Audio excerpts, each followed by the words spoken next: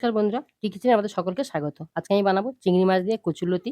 কচুরলতিগুলো খুব ভালো করে পরিষ্কার করে কেটে ধুয়ে রেখেছি। চিংড়ি মাছটা ভেজে রেখেছি। আমি কড়াইতে তেল বসিয়ে দিয়েছি।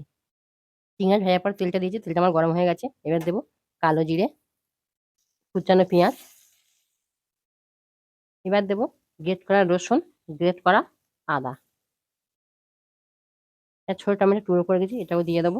এবার দিয়ে দেবো পরিমাণ মতো লবণ। এবার দেবো হলুদ গুঁড়ো ঝালের জন্য, লঙ্কার গুঁড়ো যে যেমন ঝাল খাবে, আর দেবো ধনের গুঁড়ো। দেখুন মশলার তেল ছেড়ে দিয়েছে, মশলা খুব ভালো করে কষানো হয়ে গেছে। এবার দিয়ে দেবো কচুরলতি, এগুলো কিন্তু কাঁচা, সিদ্ধ করা না। দেখুন অনেকটা ভাজা ভাজা হয়ে গেছে। এবার আমি দেবো অল্প একটু গরম জল।